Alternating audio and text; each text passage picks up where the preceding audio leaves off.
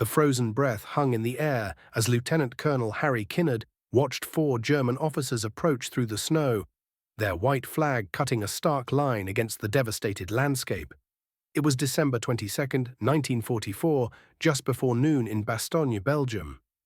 They came bearing a message that would become part of military legend, an ultimatum demanding surrender wrapped in the confident certainty of imminent victory. "The fortune of war is changing," the message read. "The USA forces in and near Bastogne have been encircled by strong German armored units. There is only one possibility to save the encircled USA troops from total annihilation. That is the honorable surrender of the encircled town." The German officers stood with supreme confidence. They had every reason to feel that way. 18,000 Americans were hemmed in by roughly 30,000 German troops equipped with hundreds of tanks. No supplies could penetrate the German lines. Allied aircraft had been grounded by the weather. The nearest friendly forces were more than 100 miles away. What these officers didn't realize was happening 130 miles to the south, where General George S. Patton had just made a promise so audacious that even Eisenhower believed he was either joking or delusional. A promise that would demand moving an entire army through impossible winter conditions faster than any military force had ever accomplished. The mathematics of warfare were about to be transformed not by superior numbers or better weapons, but by the collision of German certainty with American determination, powered by a general who rejected the word impossible. 6 days before this moment, the transformation had begun. December 16, 1944, in the pre-dawn darkness. At precisely 5:30 a.m., the Ardennes forest erupted with violence unseen on the Western Front since 1940. 1,600 German artillery pieces opened fire simultaneously along an 80-mile front, shells screaming through the frozen air toward American positions caught unaware. Private First Class Robert Leckie of the 99th Infantry Division was among them. He would write in his diary later, "The earth shook beneath us. Trees exploded into splinters. The very air seemed to scream. We had been told the Germans were finished. We had been told wrong. This was Operation Watch on the Rhine, Hitler's final desperate gamble to reverse the tide of war. In absolute secrecy, the Wehrmacht had assembled 410,000 troops, 1,400 tanks and assault guns, and 2,600 artillery pieces. This massive force had moved through the dense Eifel forests at night, maintaining radio silence, using horses to transport supplies to avoid engine noise that might alert Allied observers. General Major Heinz Kokott, commanding the 26th Volksgrenadier Division, recorded the moment before the attack began. The soldiers stood silent in the darkness, their breath freezing in clouds before their faces. They knew what was at stake. This was not just another offensive. This was our last chance. The Germans had chosen the weakest point in the Allied line. 4 American divisions stretched thin across difficult terrain, many of them new to combat or recovering from earlier battles. The Germans achieved complete tactical surprise. Within hours, entire American units were overrun or retreating in chaos. But the German plan depended on one critical factor: speed. They needed to capture the vital road junction at Bastogne within 48 hours. 7 major roads converged there, roads the German tanks needed to reach Antwerp 125 miles away. Without Bastogne, the entire offensive would collapse. General Hasso von Manteuffel commanded the 47th Panzer Corps tasked with taking Bastogne.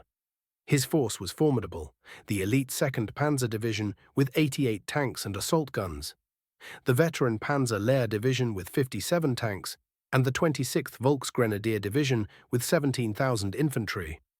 Racing toward the same objective from the opposite direction was the 101st Airborne Division, the Screaming Eagles. They had been resting in Reims, France, recovering from 72 days of combat in Holland when the urgent call came. No winter clothing, no time to prepare, just grab your weapons and get on the trucks. December the 17th, 9 p.m. The temperature had dropped to 14 degrees Fahrenheit as the first trucks carrying the 101st Airborne rolled through the darkness toward Bastogne. Private Donald Burgett of the 506th Parachute Infantry Regiment remembered the journey vividly. We passed endless columns of American troops heading the opposite direction, retreating. Some had no weapons, many had no helmets. They shouted at us through the darkness, go back, they'll kill you all." One soldier, his eyes wide with terror, grabbed my arm and said, "There's thousands of them. Tigers, panthers, everything." I pushed him away. We weren't going back. The convoy stretched for miles, 380 trucks, carrying the division through the night. They had no idea what they were heading into. Maps were scarce. Intelligence was contradictory. All they knew was that they had to reach Bastogne before the Germans. The 101st Airborne Division had an effective strength of 805 officers and 11,035 enlisted men, a total of 11,840. This included 4 infantry regiments, the 501st, 502nd, and 506th Parachute Infantry Regiments, plus the 327th Glider Infantry Regiment, along with 4 artillery battalions and various support units. Leading elements of the 501st Parachute Infantry Regiment reached Bastogne at 11:30 p.m. on December 18th. They had beaten the main German force by just hours.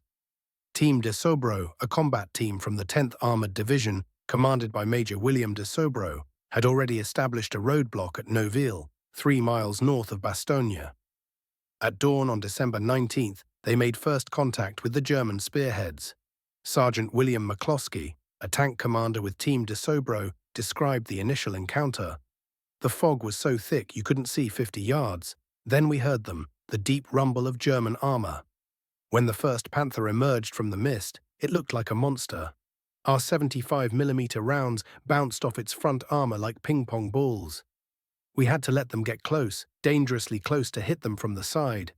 The battle for Neuville raged all day. Team de Sobro, with just 15 Sherman tanks, faced the entire 2nd Panzer Division. They held for 48 hours, destroying 31 German tanks before being ordered to withdraw. Major de Sobro was severely wounded when a German shell hit his command post, but his sacrifice had bought precious time. December 20th brought a new commander to Bastogne. Brigadier General Anthony Clement McAuliffe arrived to take temporary command of the 101st Airborne while Maxwell Taylor was in Washington. McAuliffe was an artillery officer by training, known for his calm demeanor under pressure. He would need every ounce of that composure in the coming days. The situation map in McAuliffe's headquarters told a grim story. German forces were closing in from 3 directions. The 26th Volksgrenadier Division was infiltrating from the south and east. Panzer Lehr was pushing from the east. Elements of the 2nd Panzer Division threatened from the north. By noon on December 20th, the last road into Bastogne, the highway to Neufchâteau, was cut. Captain Richard Winters of Easy Company, 506th Parachute Infantry Regiment, positioned his men in foxholes along the perimeter. We could hear German tanks moving in the darkness beyond our lines. The men were digging their foxholes deeper, using helmets and bare hands when entrenching tools broke in the frozen ground. The temperature was near zero. Men's feet were already turning black from frostbite. Inside Bastogne, the civilian population of 3,000 huddled in cellars as German artillery began systematically destroying the town. Renée Lamé, a 30-year-old Belgian nurse, worked tirelessly in the aid station en rue Neufchâteau, caring for both American and German wounded. She would not survive the siege. The defenders of Bastogne now numbered approximately 18,000 men. The 101st Airborne Division, with its 11,840 personnel, Combat Command B of the 10th Armored Division under Colonel William Roberts, with approximately 40 operational tanks and 2,800 men, the 705th Tank Destroyer Battalion with their M18 Hellcats, the All-African-American 969th Artillery Battalion, and various other artillery and support units. December 21st dawned with visibility less than 100 yards. Thick fog mixed with snow, creating a white shroud that made movement nearly impossible. The U.S. Army Meteorological Report described conditions as extremely adverse for any military operations. For the Germans, this weather was a gift. It grounded the Allied fighter-bombers that had terrorized German columns since D-Day. Oberstleutnant von Lauchert, commanding elements of the 2nd Panzer Division, noted, "The weather is our ally. Without their aircraft, the Americans are just men like us, and we have more tanks. But the weather cut both ways. German tanks struggled through the mud created by alternating freezing and thawing. Fuel consumption doubled as vehicles fought through the mire. Supply trucks jackknifed on icy roads. Wounded men froze to death before medical aid could reach them. Inside Bastogne's perimeter, ammunition was running dangerously low. The artillery was rationed to 10 rounds per gun per day. Medical supplies were virtually exhausted after the capture of the medical company on December 19th. Morphine had to be reserved for only the most severe casualties.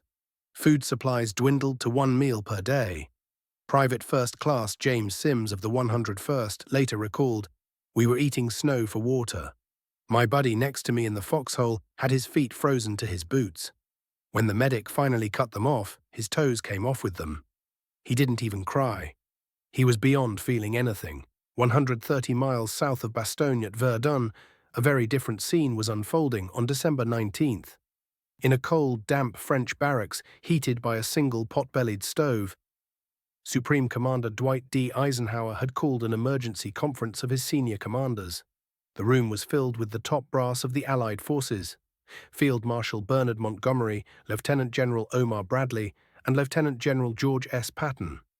Major General Kenneth Strong, Eisenhower's intelligence chief, had just finished briefing them on the German breakthrough. The silence that followed was oppressive. Eisenhower broke it with words that would define the American response. "The present situation is to be regarded as one of opportunity for us and not of disaster. There will be only cheerful faces at this conference table." Patton immediately grinned. "Hell, let's have the guts to let the sons of bitches go all the way to Paris. Then we'll really cut them off and chew them up." Eisenhower turned serious. "George, I need you to attack north. How quickly can you disengage from your current offensive and pivot toward Bastogne?" What Patton said next stunned every officer in the room. "I can attack with 3 divisions in 48 hours. The room erupted in disbelief. Air Chief Marshal Arthur Tedder actually laughed. Moving an entire corps 90 degrees in winter conditions across 100 miles of icy roads in 48 hours, it was impossible. Eisenhower's face flushed. "Don't be fatuous, George. If you try to go that early, you won't have all 3 divisions ready, and you'll go piecemeal. You'll be destroyed." But Patton wasn't boasting. For 3 days, his brilliant operations officer, Colonel Oscar Koch, had been warning him about the German buildup in the Ardennes. Patton had already prepared 3 different operational plans for exactly this contingency. He had prepositioned fuel dumps, ammunition supplies, and medical units along potential routes north. "I'm not being fatuous, Ike," Patton replied calmly. "I've already issued preliminary orders. My staff is working on 3 possible axes of advance. All I need is your word." He pulled out a map and showed Eisenhower the routes. "I'll use Milliken's 3rd Corps. The 4th Armored will lead, followed by the 26th and 80th Infantry Divisions. We'll hit them from Arlon and drive through to Bastogne." Eisenhower studied the map. The distance was staggering, the weather was abysmal. The roads were sheets of ice, but Bastogne had to be relieved. "When can you start?" The 22nd of December arrived. Morning light filled the sky. The order came through. It was time. General Patton stepped away from the conference room and immediately placed a call to his headquarters. A single phrase traveled down the line: "Play ball." That one word triggered something extraordinary. The execution of one of the most breathtaking military maneuvers ever attempted. The machinery of war shifted into overdrive. Within mere hours, more than 133,000 vehicles started rolling northward. 250,000 soldiers, the entire Third Army, had to completely redirect their entire operation. Supply lines established for a push into Germany needed to be torn apart and repositioned. Over 20,000 miles of telephone cable had to be strung across the landscape in new configurations. Gun crews recalculated every artillery coordinate for an entirely different direction of fire. At 7 o'clock on the evening of December 19th, Lieutenant Colonel Creighton Abrams got the word at his command post. His 37th Tank Battalion, part of the 4th Armored Division, faced an impossible task. In just 19 hours, they had to cover 150 miles. A fierce blizzard screamed across the countryside. Abrams later described the journey. We drove through complete darkness, running only blackout lights so German reconnaissance wouldn't spot us. Tank commanders stood exposed in their turrets, nearly rigid from the cold, calling directions to drivers who couldn't see the road ahead through the snow. Soldiers collapsed from exhaustion while still on their feet and needed rough shaking to stay conscious. The challenge of keeping the machines moving proved staggering. Every Sherman tank burned through 175 gallons of fuel just to make that push. The division required 50,000 gallons minimum just to reach their starting position. Fuel supply trucks raced through the night on treacherous roads. Many skidded into frozen ditches.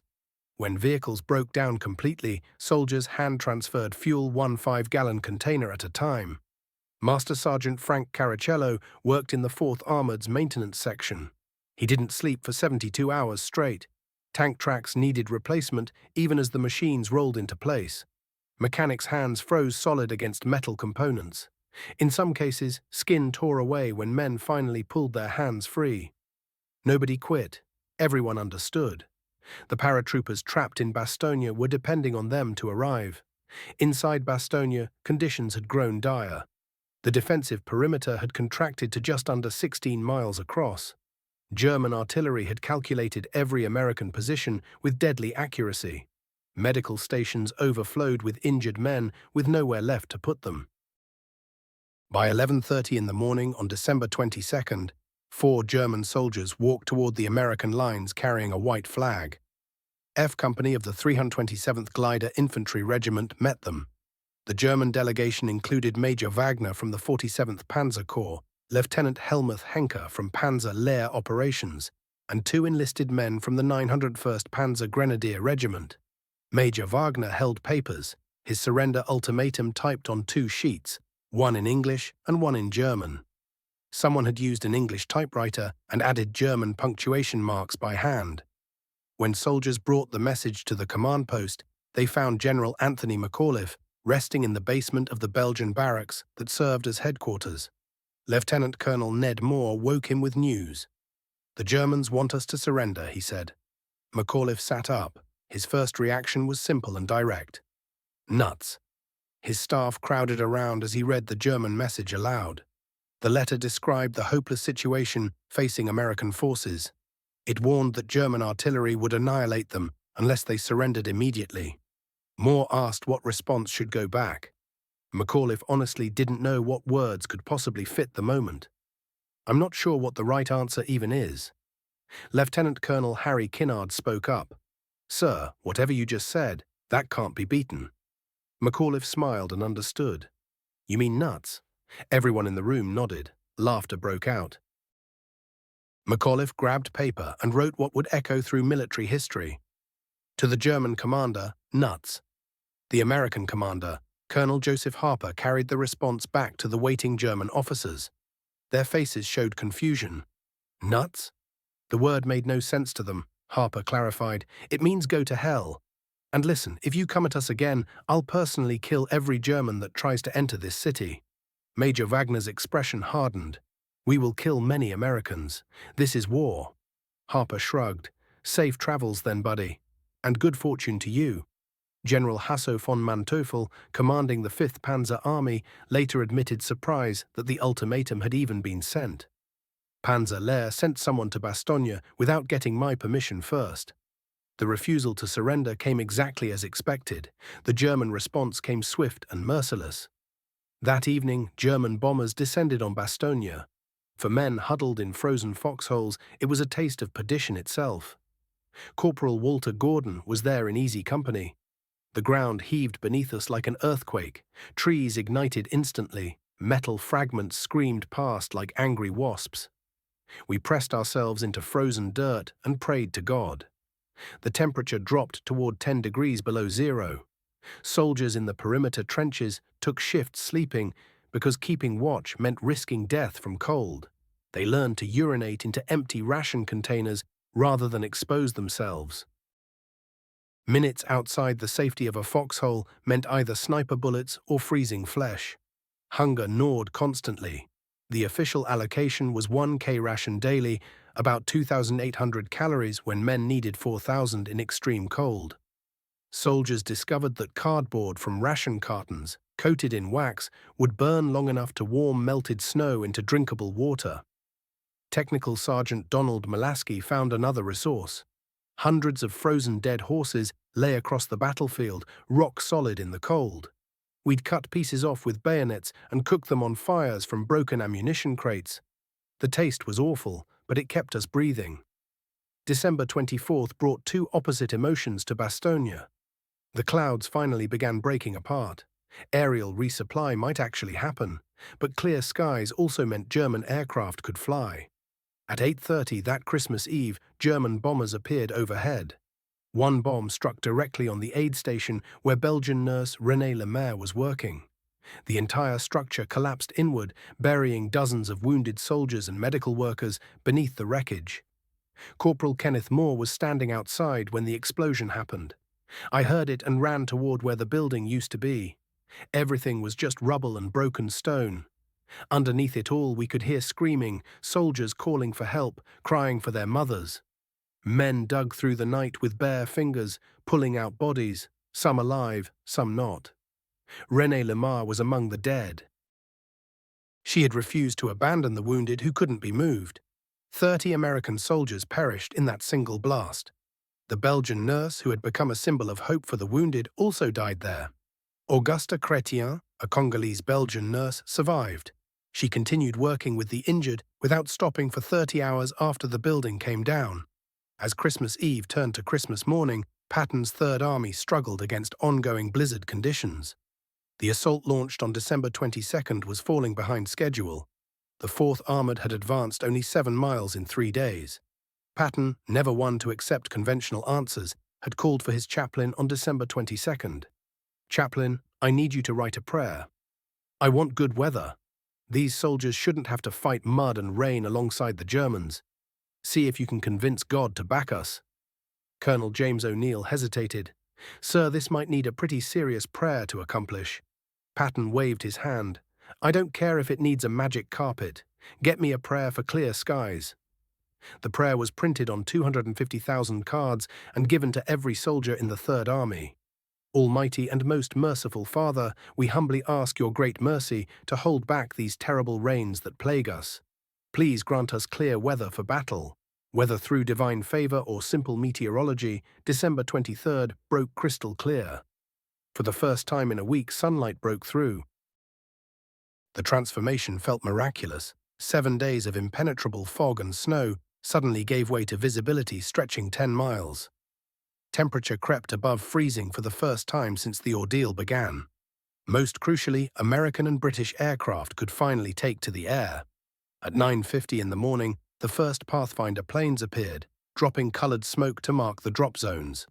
By 11:50, the sky filled with C-47 transport aircraft, 241 of them in perfect formation.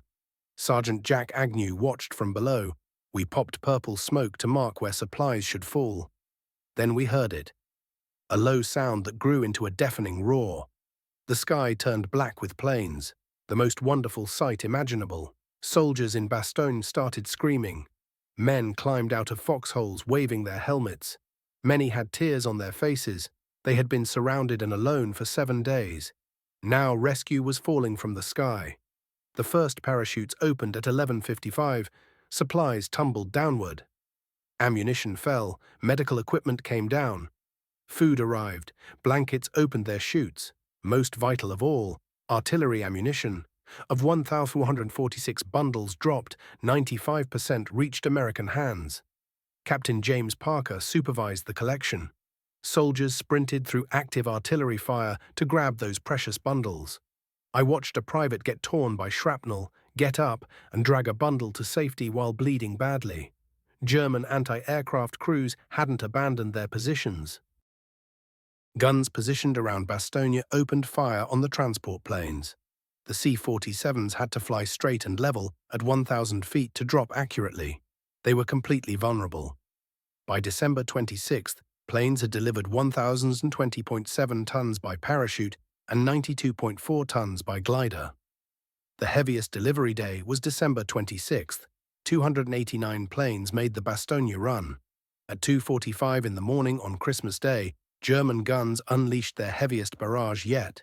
For 2 hours, shells pounded American positions relentlessly. Then at 5:30, 18 Panzer Mark IV tanks from the 15th Panzer Grenadier Division rolled forward. Infantry dressed in white camouflage followed.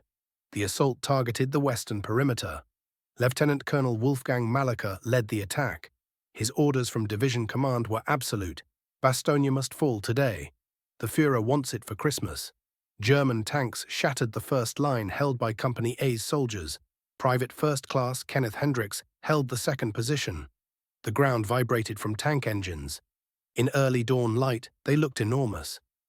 Bazooka rounds ricocheted uselessly off armor, but Americans had positioned their tank destroyers with precision. M18 Hellcats from the 705th Tank Destroyer Battalion had been concealed in ruined buildings.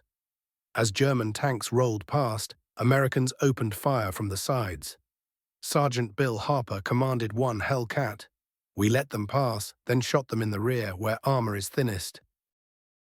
My gunner, Corporal Johnson, was absolutely incredible. 5 shots, 3 kills. By 10 o'clock, all 18 German tanks burned as wreckage. Nearly 400 German soldiers lay dead in the snow. A captured German officer told American interrogators, "Your defense was truly magnificent. After this morning, we understood Bastogne would not fall." General McAuliffe addressed his troops on Christmas. He recounted the German ultimatum and his answer. "We have held everything the Germans threw at us from every direction, north, east, south, and west." December 26th at 4 o'clock in the afternoon, Lieutenant Charles Boggis commanded Sherman Tank Cobra King, part of the 37th Tank Battalion. He peered through his periscope at Assenois, a small Belgian village just 4 miles from Bastogne. The 4th Armoured had been fighting relentlessly for 4 days, gaining ground in bloody increments. The final push started at 2:20. Lieutenant Colonel Creighton Abrams moved his battalion forward and called for everything his artillery could deliver. "Every gun you have," he radioed his support officers. "Send it all." In just minutes, over 2,300 artillery shells descended upon German positions surrounding Bastogne. Bogus would remember that moment vividly. The sight was unforgettable. German soldiers scrambling from their trenches as American shells tore through their defensive lines, one barrage after another, systematically destroying everything in their path. When the artillery fire ceased, Abrams issued his command, "Move forward." The tanks surged ahead at maximum speed, every gun firing without pause. Bow gunner Private James Hendricks in Cobra King described what came next. "We cut through that town like a knife through hot butter." Germans fired from every direction, windows, doorways, rooftops, trying desperately to stop our advance. The 75mm cannon rotated constantly, firing point-blank at every building that harbored enemy fire. At 4:50 in the afternoon, Cobra King crested a gentle ridge, and Bogus spotted them. American soldiers appeared ahead, engineers from the 326th Airborne Engineer Battalion, holding the outer defensive positions around Bastogne. "Get in here," the engineers called out. "We haven't seen tanks in 10 days. Bogus transmitted the message to Abrams. American forces have linked up. The siege had finally broken, though the price had been steep. The 37th Tank Battalion counted 5 dead, 22 wounded, and 5 missing from the breakthrough fighting alone. The 53rd Armoured Infantry Battalion sustained 30 killed and 180 wounded. Yet the corridor, narrow at just 400 yards, now lay open. The news raced through Bastogne like electricity. Soldiers who had rationed ammunition for days fired entire magazines into the air. Wounded men lying in the aid stations cheered despite their injuries. General McAuliffe displayed his characteristic composure and simply stated, "We're glad to see you boys." But for the German forces, the psychological damage was catastrophic. General Major Coco recorded his thoughts in his diary. "The relief of Bastogne represents disaster, not merely tactical, but deeply moral. Our men no longer trust that victory is possible. They have witnessed American resolve, and it has crushed their confidence." Oberst Lieutenant Kaufmann from Panzer Lehr Division was more direct. We committed everything, our finest soldiers, every remaining tank, ammunition we could not spare. For what purpose? The Americans held their ground, and when we demanded their surrender, they laughed in our faces. Nuts. That single word inflicted more damage on German morale than countless bombs ever could. The garrison had begun with roughly 18,000 troops. By December 26th, casualties for the 101st Airborne Division from December 19th through January 6th totaled 341 killed, 1,691 wounded, and 516 missing. Combat Command B of the 10th Armored Division suffered approximately 500 casualties. The 705th Tank Destroyer Battalion destroyed 108 German armored vehicles while losing only 17 Hellcats. German losses surrounding Bastogne were staggering beyond measure. The 26th Volksgrenadier Division sustained over 60% casualties. Panzerlehr lost 42 tanks. The 2nd Panzer Division, which had bypassed Bastogne toward the Meuse River, ran out of fuel just 4 miles from their objective and was annihilated by the U.S. 2nd Armored Division. December 27th brought dramatically improved weather, and with it arrived the full destructive capability of Allied air power. Between December 23rd and 27th, Allied aircraft conducted over 34,000 sorties. The Luftwaffe, which had begun the offensive with 2,000 aircraft, was reduced to fewer than 300 operational planes within a single week. RAF Flight Lieutenant Pierre Klostermann piloted a Tempest fighter bomber across the devastated landscape. We called it tank plinking. The Germans possessed no air defense. We descended from 8,000 feet, released our rockets at 2,000 feet, and climbed away. Below us, the countryside erupted with burning vehicles stretched for miles. The most destructive strike occurred on December 26th, when 294 RAF Lancasters pounded German positions near St. Vith, unleashing 1,140 tons of explosives. Every road within 3 kilometers became impassable wreckage. Unteroffizier Hans Behrens of the 18th Volksgrenadier Division survived the bombardment. The earth seemed alive, convulsing. Buildings disintegrated to nothing, men vanished without trace, simply ceasing to exist. When silence finally came, I emerged to discover a landscape from another world. General McAuliffe gave specific credit to the 19th Tactical Air Command. Without your extraordinary support, our defense would have failed. Throughout the siege, something profound was happening within German ranks. A transformation of the German soldiers' mindset that Allied intelligence would not fully comprehend until after the war ended. German soldiers had launched their offensive carrying propaganda, claiming Americans were weak and soft, ready to break at the first real test. But Bastogne demolished those beliefs completely. Gefreiter Wilhelm Hoffmann of the 26th Volksgrenadier wrote to his wife on December 24th a letter discovered with his body. The Americans are different from what we were told. They fight with ferocity. Yesterday I watched one machine gun crew, just one, hold back an entire German company for 3 solid hours. Major Johann Krug of Panzer Lehr, captured on December 27th, made a striking admission during interrogation. You have prevailed not from superior numbers or equipment, but from character. At Bastogne we discovered that American soldiers possessed genuine warrior spirit. While Bastogne's defense dominated the headlines, Patton's relief operation revealed something even more remarkable. A transformation in how armies could move and fight. The scale remained breathtaking. In 72 hours, Pattons Third Army repositioned 250,000 troops across 100-plus miles through ice and snow. They maneuvered 133,000 vehicles without creating a single major traffic bottleneck.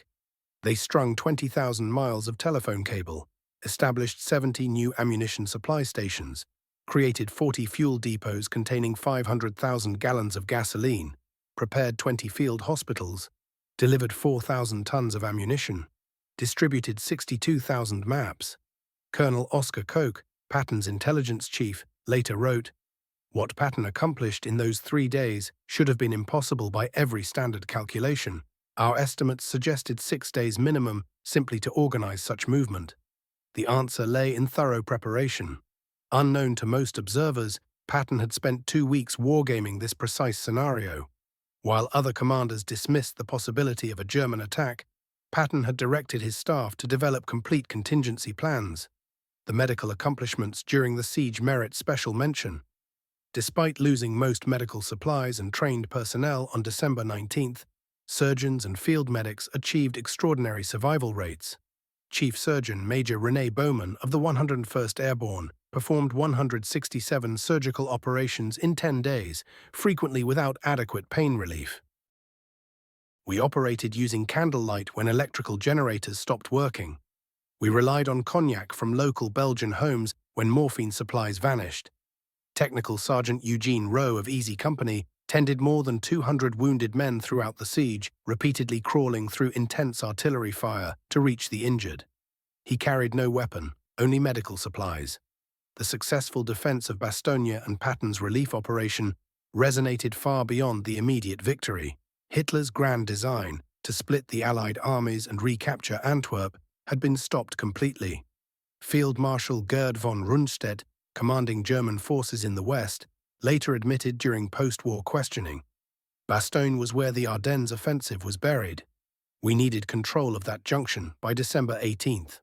Once the Americans held for a week and then received reinforcements, we understood the offensive was finished. The Germans had committed their complete strategic reserve, 25 entire divisions. 6 weeks of fighting left them with between 81,000 and 98,000 casualties, over 600 destroyed tanks and assault guns, and 1,000 lost aircraft. These were losses Germany could never recover. American losses were also brutal, approximately 75,000 killed, wounded, or missing, including 19,000 killed. Yet America possessed the capacity to replace those losses. By January 1945, fresh divisions arrived from America weekly. More critically, the offensive had drained Germany's final reserves. When Soviet forces launched their winter offensive on January 12, 1945, Germany had no reserves to send east. Berlin lay open before them. The Battle of Bastogne created legends that persist today. McAuliffe's nuts reply became immortal in American military tradition as the ultimate expression of defiance. Patton's relief march evolved into a textbook case studied in military academies throughout the world. In December 1984, veterans from both nations gathered at Bastogne for the 40th anniversary commemoration. Former enemies connected as friends. General McAuliffe, now 87 years old, delivered the memorial address. We fought for something beyond territory. We fought for freedom itself. We fought not driven by hatred, but by duty's call. Once victory came, we devoted ourselves to reconstruction. Former Hauptmann Hans Dietmar of the 26th Volksgrenadier Division, attending the anniversary, reflected, "I arrived here as an invader in 1944. I return as a friend. The American soldiers we encountered revealed to us the genuine meaning of democracy. Not weakness, but authentic strength." The Mardasson Memorial rises on a hilltop overlooking Bastogne, a star-shaped tribute to the 67,800 soldiers from America who died throughout the Battle of the Bulge. Every December 16th at 5:30 in the morning, the precise moment the German offensive commenced, bells chime throughout Bastogne. A Sherman tank named Barracuda from the 11th Armored Division sits permanently in the town square. Children clamber across its armor, the very steel that freed their ancestors' generation. Vincent Speranza, the paratrooper who carried beer to wounded soldiers, visited Bastogne repeatedly throughout his life.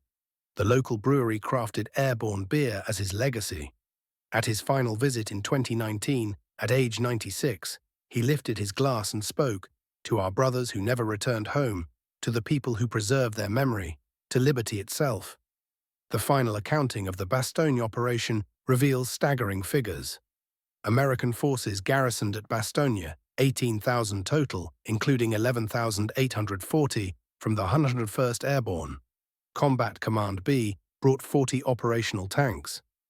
Total American casualties at Bastogne reached approximately 4,500. German forces committed to attacking Bastogne.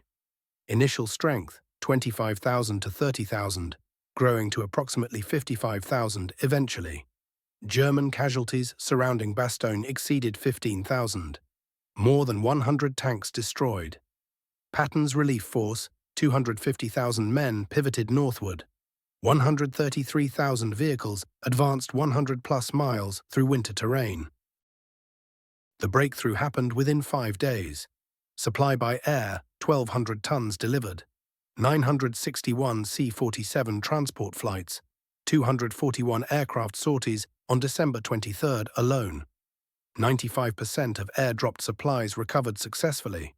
Temperature conditions, 168 consecutive hours below freezing. Minimum temperature approximately 10 degrees Fahrenheit. Visibility from December 19th through 22nd, under 100 yards. Clear skies arrived December 23rd. Winston Churchill addressed Parliament in January 1945, proclaiming, "This represents undoubtedly the greatest American battle of this war, and shall endure as an ever-famous American victory." Field Marshal Bernard Montgomery conceded, "The Americans at Bastogne composed one of the finest military chapters ever written.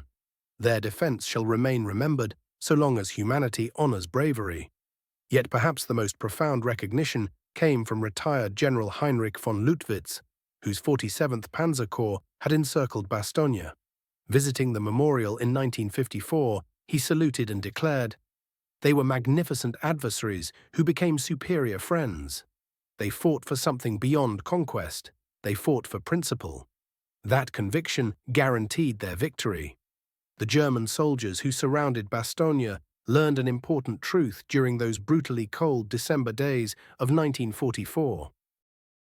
Free people fighting together possess strength no conquering army can match.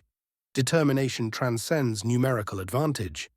When democracy faces its darkest threat, it responds with power that despotism cannot hope to overcome. Bastogne proves that freedom, when defending its existence, will always discover its warriors. In December 1944, those warriors bore the Screaming Eagle insignia of the 101st Airborne and the Third Army Triangles of Patton's command. They came from Iowa farmland and New York neighborhoods, from Texas plains and California manufacturing centers. They represented America itself. A preserved foxhole remains on a quiet slope beyond Bastogne, maintained exactly as it stood in December 1944. A simple plaque contains words spoken by a young soldier whose identity vanished, but whose spirit endures eternally. "They've got us surrounded, the poor bastards." That magnificent refusal to surrender, that absolute rejection of defeat despite circumstances suggesting otherwise, captured the essence of Bastogne.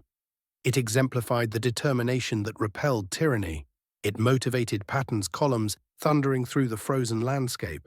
When the critical hour arrived, when liberty itself balanced on a knife's edge, they answered with a word that shall reverberate forever: nuts. The German contempt froze in the snow surrounding Bastogne, buried beneath the roar of Patton's advancing armor and the unbreakable resolve of paratroopers encircled yet refusing defeat. Respect emerged in its place, followed by admiration and ultimately genuine friendship. Democracy's fortress had held firm, freedom's industrial power had conquered, and through that triumph, humanity's future remained secure.